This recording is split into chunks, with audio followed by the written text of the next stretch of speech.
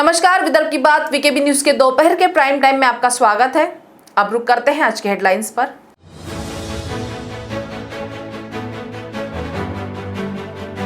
नाना पटोले के बाद अब कांग्रेस के मंत्री विजय वडेट्टीवार ने दिया भाजपा को जवाब।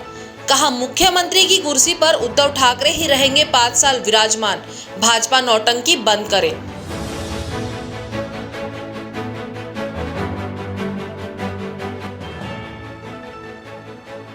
नागपुर मेट्रो में बढ़ रही है दिन ब दिन यात्रियों की संख्या, मेट्रो ने जताई खुशी।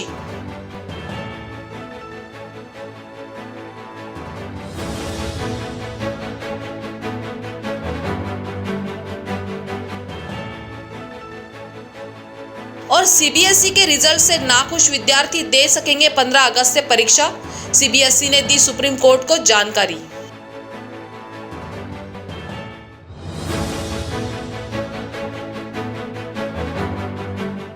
और अब खबरें विस्तार से।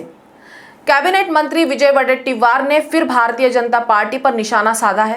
यही नहीं, महाविकास आघाड़ी सरकार पर बोलते हुए उन्होंने कहा कि कुछ भी हो जाए तो भी राज्य में अगले 3.5 वर्ष तक मुख्यमंत्री उद्धव ठाकरे ही मुख्यमंत्री बने रहेंगे। या संदर्भामध्ये चर्चा माननीय मुख्यमंत्री महोदयाबरोबर झालेली आहे आणि या चर्चेमध्ये मी आणि भुजबळ साहेब होतो आणि आम्ही स्पष्टपणे भूमिका मांडली की जोपर्यंत ओबीसीच्या आरक्षणाचा तिढा सुटत नाही तोपर्यंत स्थानिक स्वराज्य संस्थांच्या निवडणुका घेऊ नयेत अशी भूमिका आम्ही मांडली आणि ही चर्चा सकारात्मक झालेली आहे आणि त्या संदर्भात सरकार या निवडणुकीच्या संदर्भात पुढे ढकलण्याच्या संदर्भात चर्चामध्ये सकारात्मक आहे। विषय असा आहे की या निवडणुका जर कोणाचाही कितीही प्रेशर आला तरी ओबीसीचा प्रश्न सुटेपर्यंत राजकीय आरक्षणाचा हा निवडणुका होऊ नये आणि आम्ही मंत्री जरी असलो तरी त्या होऊ देणार नाही, ही आमची स्पष्ट भूमिका आहे। याच मागणीसाठी भाजपने आंदोलनाचा इशारा पण दिलेला आहे। नाही, याची चर्चा पूर्वीच झालेली आहे। आता नंतर वराती मागून घोडे मला नाही समजलं काय, याची चर्चा पूर्वीच झालेली आहे की आम्ही याच्या संदर्भात माझं मतही आलेलं आहे सगळ्या प्रसारमाध्यमांमध्ये।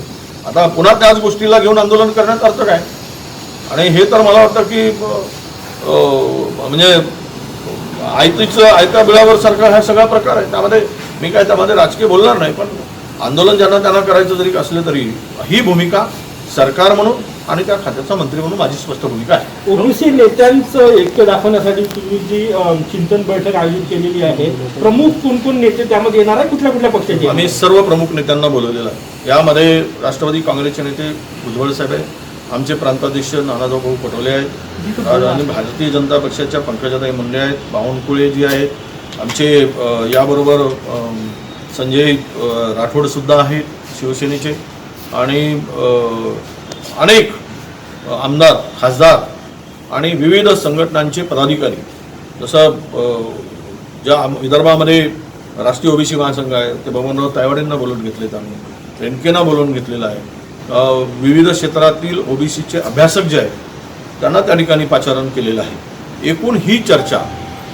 आणि या चर्चेतून ओबीसी समाजाच्या पुढील वाटचालीची दिशा हा या शिबिराचा मागचा उद्देश आहे आणि याला पक्षीय याच्यामध्ये गुरफडून किंवा बंधनात न ठेवता ओबीसीचा प्रश्न व्यापक स्वरूपामध्ये सर्व पक्षाच्या नेत्यांची भूमिका जर समान असेल तर तो सर्व पक्षाच्या नेत्यांनी ओबीसीच्या मिळून ही या भूमिकेला बळ दिलं पाहिजे, शक्ती दिली पाहिजे आणि एकत्र येऊन ओबीसीच्या हक्कासाठी प्रश्नासाठी लढलं पाहिजे आणि किमान पाठिंबा तरी दिला पाहिजे। नागपुर मेट्रो में यात्रियों की संख्या में दिन ब दिन इजाफा होते जा रहा है। 20 जून को ऑरेंज और एक्वा लाइन पर कुल 13,150 यात्रियों ने मेट्रो राइड करने की जानकारी नागपुर मेट्रो में सामने आई है। लॉकडाउन के कारण जो परेशानी का सामना नागरिकों को करना पड़ा, उसके बाद शहर को अनलॉक करने से लोकल ट्रांसपोर्ट व्यवस्था के सुचारू रूप से शुरू होने पर सवाल निर्माण हो रहे थे, जिसके पीछे कोरोना संक्रमण से सुरक्षा का विश्वास दिला पाना एक मुश्किल कार्य था। लेकिन नागपुर मेट्रो ने इस मुश्किल कार्य को चुनौती स्वरूप में स्वीकार ही नहीं किया, बल्कि संक्रमण से सुरक्षात्मक नागपुर मेट्रो की शुरुआत की। आज वो मेट्रो इन दिनों में रोजाना 13,500 यात्रियों का आवागमन कर रही है। मेट्रो में यात्रा करने वाले यात्रियों की संख्या निरंतर बढ़ रही है, जो नागपुर मेट्रो के लिए राहत की बात है। 5 जून को 761, 7 जून को 4153, 13 जून को 9500, 19 जून को 8647, 20 जून को 13150 यात्रियों ने मेट्रो में एक दिन में सफर किया है। नागपुर मेट्रो 100% सुरक्षा का विश्वास देता है। उसी के परिणाम स्वरूप दिन ब दिन यात्रियों की संख्या में अब बढ़ोतरी दिखाई दे रही है। केंद्रीय माध्यमिक शिक्षा बोर्ड सीबीएसई ने कहा है कि योजना के मुताबिक 12वीं कक्षा की बोर्ड परीक्षा 2021 के नतीजे 27 जुलाई 2021 तक घोषित कर दिए जाएंगे। जो विद्यार्थी अपने परिणाम से संतुष्ट नहीं होंगे उनके लिए 15 अगस्त 2021 से 15 सितंबर 2021 के बीच कभी भी परीक्षाएं आयोजित की जा सकती है, जो उपयुक्त माहौल पर निर्भर करेगा। 12वीं कक्षा की परीक्षाएं कोविड-19 वैश्विक महामारी के कारण रद्द कर दी गई है। न्यायालय ने 17 जून को कहा था कि 12वीं कक्षा की बोर्ड परीक्षा को रद्द करने का फैसला वापस नहीं होगा और उसने इसके साथ ही CISE और CBSE के मूल्यांकन योजना को मंजूरी दे दी थी, जिसमें 10वीं, 11वीं और 12वीं कक्षा के नतीजों के आधार पर क्रमश 30-30-40 का फॉर्मूला अपनाया जाएगा। वक्त तो चला एक ब्रेक का, मिलते एक छोटे से ब्रेक के बाद। कहते हैं जब प्रोफेशनल लाइफ रंग लाती है तो पर्सनल लाइफ थोड़ी फीकी पड़ जाती है। गलत, बस बैलेंस जरूरी है। जैसे एक्स्ट्रा लाल और एक्स्ट्रा तेज एक ही चिली पाउडर में हो सकते हैं। नेचुरल रेड और तीखेपन का परफेक्ट बैलेंस है सुरुचि तेजा लाल चिली पाउडर। खाने में हो रुचि तो घर लाइए सुरुचि। ब्रेक के बाद आपका स्वागत है। कामठी विधानसभा क्षेत्र के विधायक टेकचंद सावरकर का अपमान किए जाने के विरोध में भाजपा कामठी शहर व ग्रामीण के कार्यकर्ताओं ने कामठी पुलिस स्टेशन में कांग्रेसी नेता सुरेश भोयर के विरोध में शिकायत दर्ज की। गौरतलब है कि पिछले दिनों कामठी की समस्याओं पर मंत्री सुनील केदार की उपस्थिति में आयोजित कामठी की बैठक में भाजपा विधायक टेकचंद सावरकर का अपमान कांग्रेस नेता सुरेश भोयर ने किया था, जिसका वीडियो भी सोशल मीडिया पर वायरल हुआ था। इस बात से नाराज भारतीय जनता पार्टी कामठी के कार्यकर्ताओं ने कामठी पुलिस स्टेशन में सुरेश भोयर पर कड़ी कार्रवाई करने की मांग की।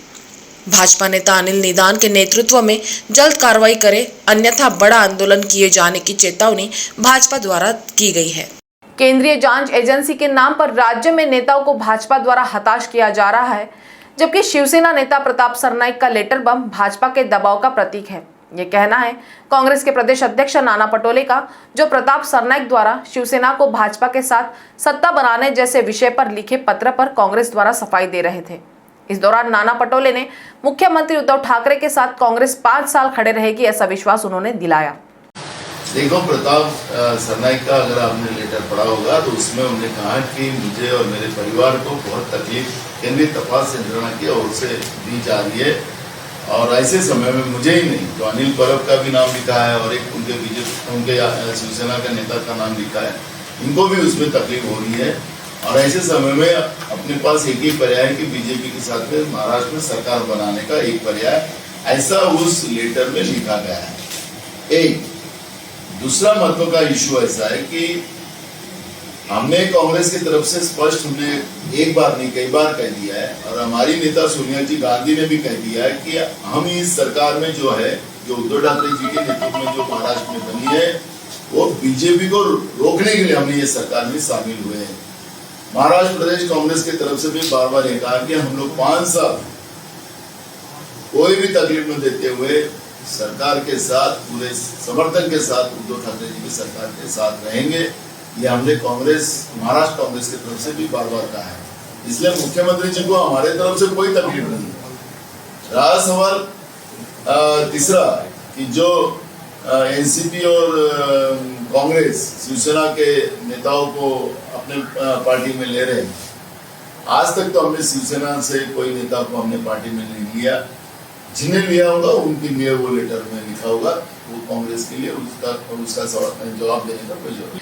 नागपुर में परिचारिकाओं ने अपनी विविध मांगों के चलते सोमवार को 2 घंटे काम बंद आंदोलन शुरू किया, जिसमें कोरोना के कारण संक्रमण से मौत हो जाने वाली परिचारिकाओं के परिजनों को 50 लाख और उनके परिवार के किसी एक सदस्य को अनुकंपा के आधार पर नौकरी की मांग को लेकर प्रदर्शन किया गया।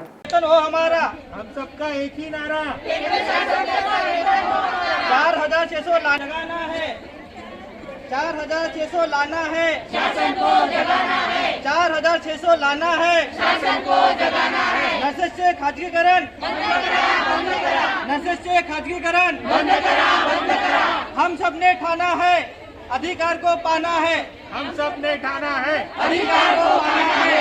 हम सब ने सोमवार को महाराष्ट्र राज्य परिचारिका संगठना द्वारा नागपुर के सरकारी मेडिकल अस्पताल में 2 घंटे काम बंद आंदोलन किया गया। इस आंदोलन में परिचारिका संगठना द्वारा कोरोना से मृत हुए परिचारिकाओं को 50 लाख के बीमे के तहत उसके परिवार को 50 लाख की सहायता निधि देने और उसके परिवार के एक सदस्य को अनुकंपा के आधार पर नौकरी में समाविष्ट करने की मांग इस प्रदर्शन के दौरान की गई। परिचारिकांचं राज्यस्तरीय आंदोलन आहे। याच्यामध्ये आमच्या अशा मागण्या होत्या की 100% पदभरती केली पाहिजे स्टाफ नर्सेसची। दुसरा असा आहे की आम्हाला जो नर्सिंग अलाउन्स आहे केंद्र शासनाप्रमाणे देण्यात यावं। त्यानंतर आमचं असं डिमांड आहे कोविड काळामध्ये 7 दिवसाची जी आम्ही कर्तव्यकाल करतो त्या दिवसात त्यानंतर आम्हाला 3 दिवसाचा अलगीकरण रजा ही देण्यात यावी है ना। कोरोना काळात अर्जित रजा आहे, कोरोना काळात अर्जित रजा स्टाफ नर्सेसला घेता आली नाही, ते 300च्या वर झाली आणि ते शासन नियमाप्रमाणे लॅप्स होते। ती लॅप्स न करता ती आमची रजा आम्हाला त्याचा उपभोगण्याचा परत परवानगी देण्यात यावी ती रजा। त्याच्यानंतर आमचे जे पदनाम आहे ते बदलण्याकरिता आम्ही आधी पण शासनाला पत्र दिलं होतं। स्टाफ नर्सेसच्या ऐवजी नर्सिंग ऑफिसरचा हा पदनाम आम्हाला देण्यात यावा। त्याच्यानंतर सार्वजनिक विभागामध्ये मंजूर केलेले जे नियम आहेत पदभरतीसाठी त्या नियमांमध्ये थोडासा फेरबदल करण्यात यावा, कारण ते नियम चुकीचे आहेत। त्यानंतर कोरोना बाधित झालेल्या जे स्टाफ नर्सेस आहे त्या स्टाफ नर्सेसची फक्त वैद्यकीय रजा किंवा अर्जित रजाच गृहीत धरल्या जाते, ती एक स्पेशल कोविड रजा म्हणून ती मंजूर करण्यात यावी। त्यानंतर परिचारिकांना फक्त रुग्णसेवेचेच काम देण्यात येते। बऱ्याचशा ठिकाणी असं होतं की परिचारिकांना क्लरिकल कामसुद्धाही करावं लागते आणि मृत परिचारिकांच्या नातेवाईकांना जो 50 लाखाचा शासनाने विमा जो हे केला होता तो विमा अजूनपर्यंत त्या मृत परिचारिकांच्या नातेवाईकांना भेटलेला नाही, ते लवकरात लवकर ते देण्यात यावं। अशा प्रकारचे मागण्या आहे आमचे आणि दिनांक 21 आणि 22 हा 2-2 तासाचा आमचा स्ट्राईक राहील। त्यानंतर 23 आणि 24 जर मागण्या पूर्ण नाही झाल्या तर संपूर्ण आम्ही कामबंद आंदोलन करणार आहोत। तरी आमच्या मागण्या पूर्ण नाही झाल्या तर आम्ही दिनांक 25 तारखेपासून पूर्णपणे बेमुद्दत संप करणार आहोत। तो दोपहर के प्राइम टाइम में अभी इतना ही। आपसे फिर मुलाकात होगी, तब तक बने रहिए वीकेबी न्यूज़ के साथ। नमस्कार।